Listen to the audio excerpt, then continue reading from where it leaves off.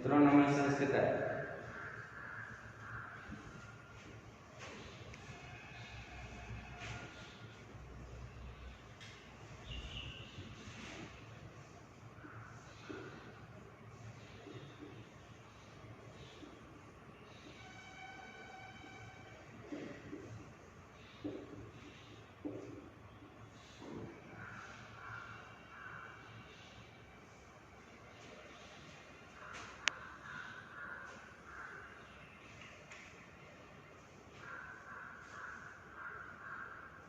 बच्चों, हम लोग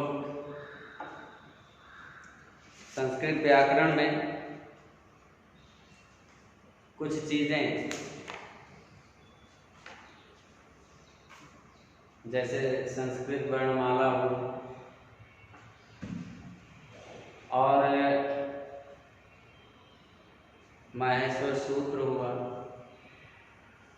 वर्णों का उच्चारण स्थान हुआ, संस्कृत अक्षरों का विभाजन हुआ, ये सारी चीज़ें हम लोगों ने पढ़ा।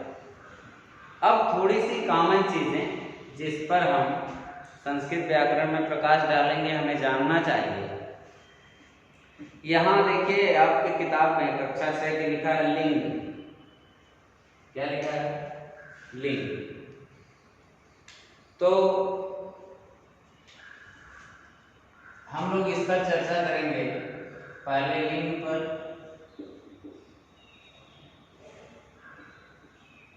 दूसरा है वचन। क्या है? वचन। और तीसरा है धातु। क्या है? तीसरा है धातु।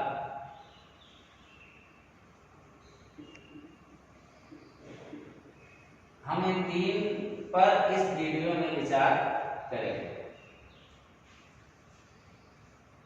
देखिए, सबसे पहले तो ये जानना है कि ये लिंग जो होता है ये किसका होता है। जैसे आप संस्कृत में, अंग्रेजी में आप पार्ट्स ऑफ स्पीच पढ़े, संज्ञा, सर्वनाम, विशेषण, क्रिया, सब आप पढ़े होंगे। अब आपसे कोई पूछे कि पठति कौन सा लिंग है, तो ये पूछने वाले की मूर्खता है, इसलिए कि उसको ये नहीं पता है कि क्रिया का कोई लिंग नहीं होता। ठीक है?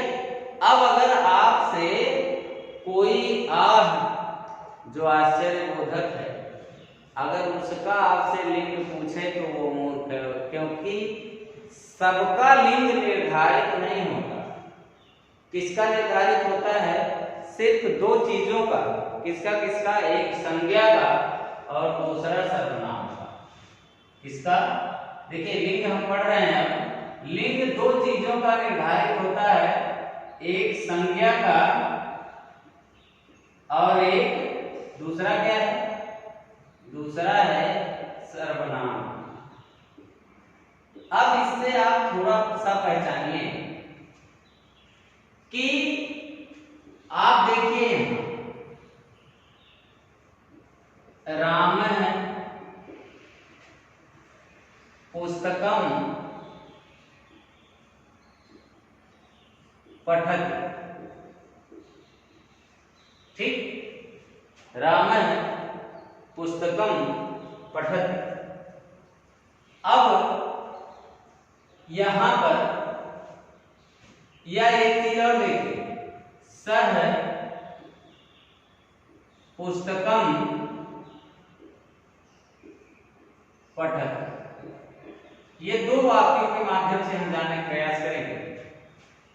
देखिए, किसी भी, चाहे हिंदी वाक्य हो, चाहे संस्कृत वाक्य हो, चाहे इंग्लिश वाक्य हो, किसी भाषा का वाक्य, आप अंग्रेजी में सब्जेक्ट प्रेडिकेट पढ़े होंगे, या हो सकता है पढ़े, विषय में हो ना पढ़े, कर्ता नाम सुने होंगे। किसी भी वाक्य में जो कार्य को करने वाला होता है उसी को कर्ता कहते हैं। क्या कहते हैं, और जो कार्य होता है उसको क्रिया कहते हैं।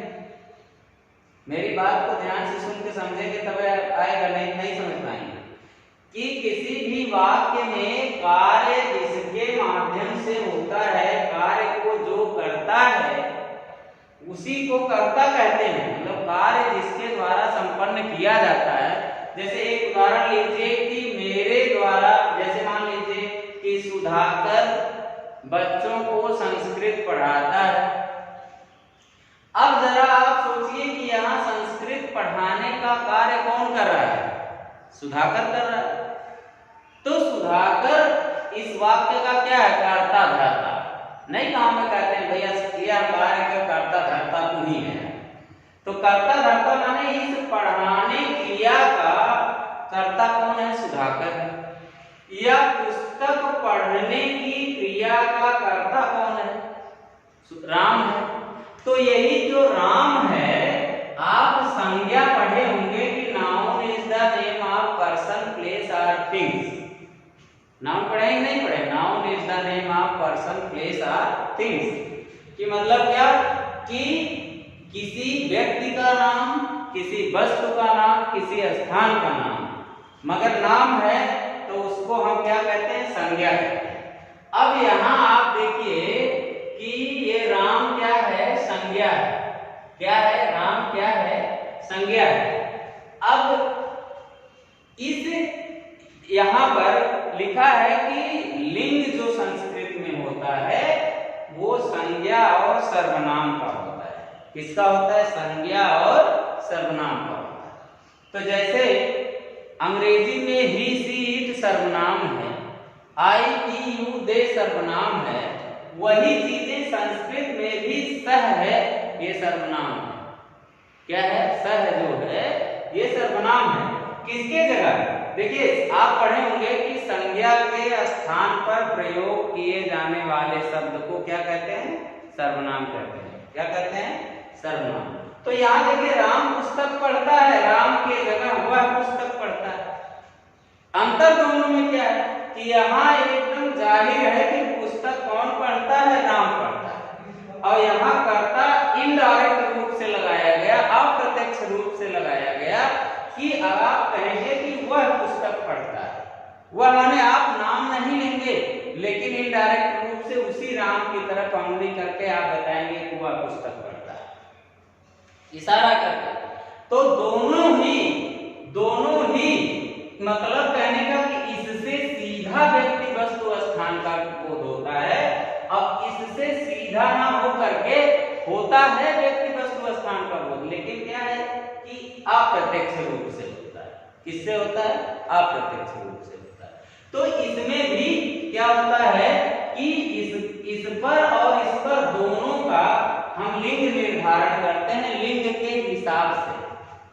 क्या, लिंग के हिसाब से। अब देखिए संस्कृत में 3 लिंग होते हैं। कितने होते हैं, 3 लिंग। कितने, 3 लिंग होते हैं। अब 3 लिंग जब होते हैं संस्कृत में, तो एक होता है पुल्लिंग। क्या होता है, पुल्लिंग। और दूसरा होता है स्त्रीलिंग, और तीसरा होता है नपुंसक लिंग। अब पुल्लिंग जो है, पुल्लिंग का मतलब आप सभी लोग, पुल्लिंग के अंतर्गत वे जीव हैं, वे जीव आते हैं, चाहे वो मनुष्य के रूप में जीव हो, हैं। जैसे इस पुल्लिंग को पुरुष लिंग भी कह सकते हैं। क्या कहते हैं, पुरुष लिंग, जिसको आप मेल कहते हैं। मेल माने इसमें आपका जैसे राम आ गया, मोहन आ गया, घोड़ा आ गया, कुत्ता आ गया, है कि नहीं है आपका। ऐसे करके जो भी चीजें पुल्लिंग हैं, ये पुल्लिंग के अंतर्गत ये आते हैं। तो यहाँ लिखा कि वचन कितने, लिंग कितने होते हैं, 3। तो राम, मोहन, घोड़ा, कुत्ता, हाथी, और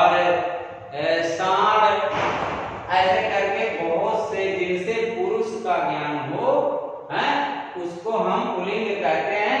अंग्रेजी में आप जानते हैं कि मेल कहते हैं। क्या कहते हैं? मेल कहते हैं।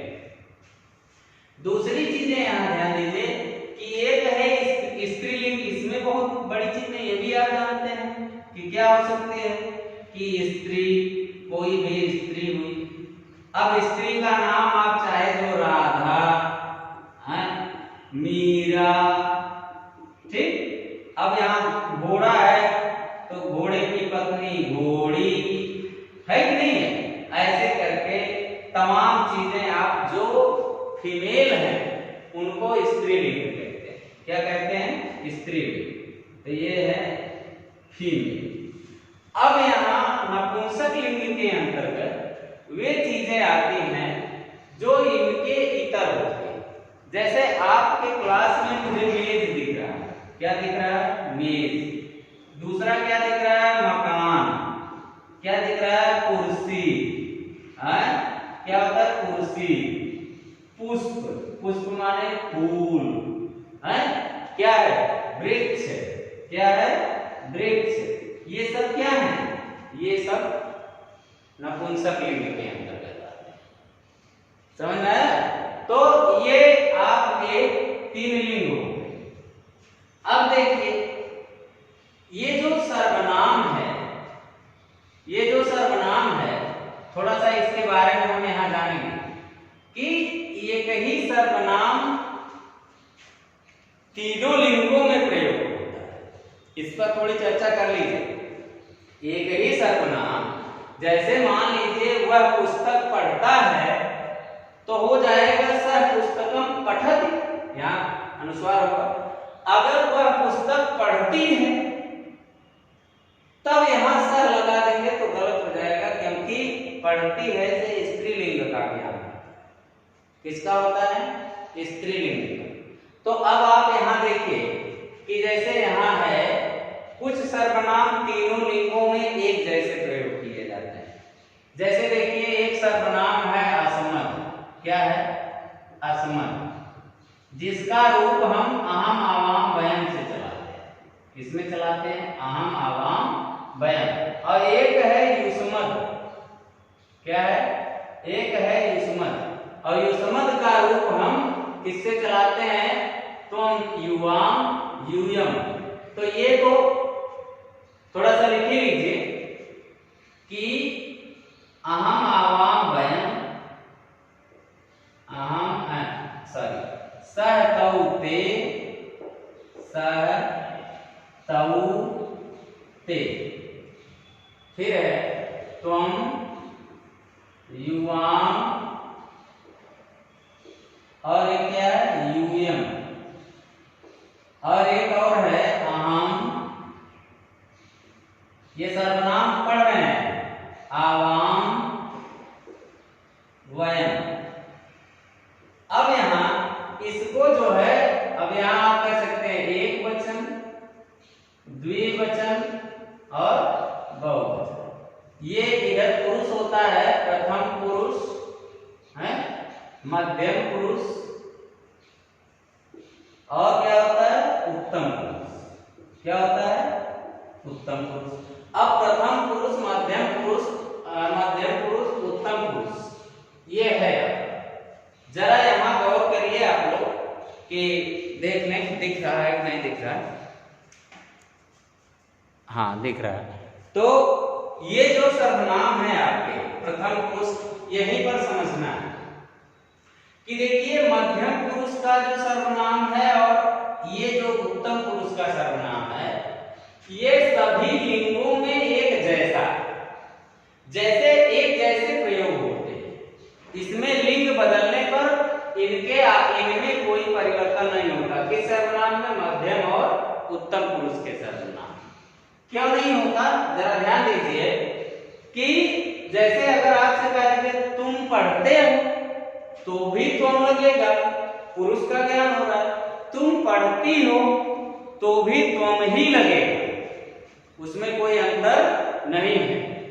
तो इसलिए ऐसे ही अहम, मैं पढ़ाता हूं, ठीक। अब अगर मैडम आके कह दे मैं पढ़ाती हूं, तो मैडम के लिए भी अहम लगेगा और मेरे लिए ही अहम ही लगेगा। बताने का मतलब कि ये जो मध्यम पुरुष और उत्तम पुरुष के सर्वनाम होते हैं संस्कृत में, इनका प्रयोग सभी लिंगों में एक जैसा होता है, बदलाव नहीं होता, लेकिन इसमें बदलाव होता है। ध्यान दीजिएगा, इसमें बदलाव होता है। अब जैसे अगर सह है, अगर अब ये सह है, सा है, क्या है? सह है, सा है। अब यहां देखिए कि ये सह जो है ये पुल्लिंग है और ये स्त्रीलिंग। अगर वह पढ़ता है, लिखना है तो सह पठति होगा, और अगर वह पढ़ती है तो सा पठति होगा। समझ में आया? अब वे दोनों पढ़ते हैं तो सह के बाद वे दोनों द्विवचन है तो तऊ पठतर हो जाएगा, और अगर वे दोनों पढ़ती हैं तो सा ते ता होता है। क्या होता है? सा ते ता होता है, तो यहां पर ते लग जाएगा, ते पढ़ता है। क्योंकि ये देखिए, ये लिंग चेंज होने पर इसमें परिवर्तन हो रहा है कि एक ही अर्थ के लिए यहाँ पुल्लिंग में सह लगेगा, स्त्रीलिंग में सा लगेगा, और उसमें क्या होगा कि सह माने वह होता है तो हम तत् लगा सकते हैं। क्या लगा सकते हैं? तत्। तत् माने वह है। जैसे वह पढ़ता है तो अब ये नहीं, अब जैसे कि इदम, या मान लीजिए वह फल है, वह फल है, तो वह फल है, अगर आपको अनुवाद करना है तो क्या लिखेंगे? तत्फलम अस्ति। फल क्या है? नपुंसक लिंग है, तो फल के लिए तत् लगा। और तो यहां देखिए पुल्लिंग और स्त्रीलिंग में ऐसे रूप चलता है, सह तऊ ते चलता है और सा ते ता चलता है। एक चीज और जाने कि मध्यम पुरुष और उत्तम पुरुष का जो सर्वनाम है, इसमें यही है ही है, इनके अलावा दूसरा कोई सर्वनाम संस्कृत में मध्यम पुरुष में नहीं है। इसके अलावा जो सर्वनाम है सब आपको किसमें मिलेंगे?